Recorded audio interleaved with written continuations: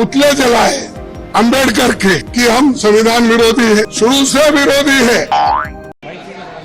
हम सबने इसलिए वॉकआउट किया कि जो प्राइम मिनिस्टर अपना राष्ट्रपति अभिभाषण पर जो भाषण दे रहे थे, उन्होंने कुछ गलत बातें सदन को बताई,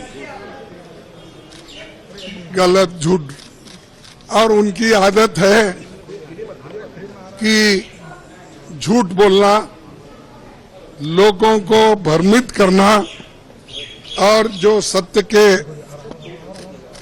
जो विरोध में बात करना, ये उनकी आदत है।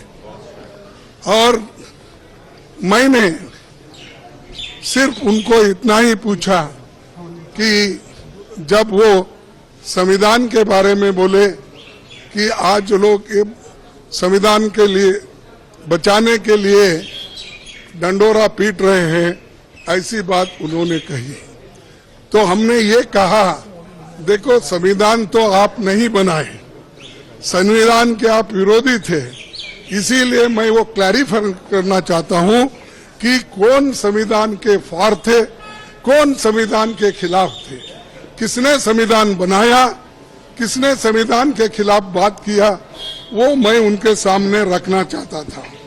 मैं ये रखना चाहता था कि उन्हीं के पेपर में आरएसएस के जो मुखपत्र है ऑर्गेनाइजर 30 नवंबर 1949 में अंक में संपादकीय में लिखा था, ये ऑर्गेनाइजर तो ऑथेंटिक पेपर है उनका, ये उनका ऑफिशियल पेपर है, उसमें ये लिखा गया था, भारत के इस नए संविधान की सबसे बुरी बात यह है कि इसमें भारतीय कुछ भी नहीं है, प्राचीन भारत के अद्भुत संवैधानिक विकास के बारे में इसमें कोई जिक्र ही नहीं है।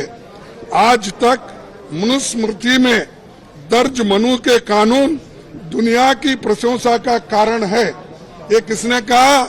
ये ऑर्गेनाइजर ने, आरएसएस ने, जनसंघ के जो लोग थे उस वक्त उन्होंने कहा, और वे स्वयं स्फूर्ति आज्ञाकारित और अनुरूपता पैदा करते हैं।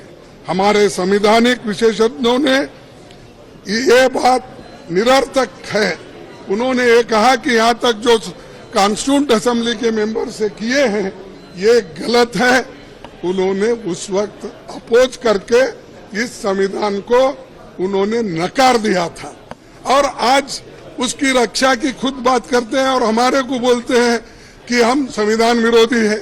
अरे खुद विरोधी है, जन्मता ही विरोधी है, शुरू से विरोधी है। इसको जब इसका जन्म शुरू हुआ उस दिन से इन्होंने बहुत से पुतले जलाए, अंबेडकर के, नेहरू जी के पुतले जलाकर रामलीला मैदान में उन्होंने ये सब काम किया।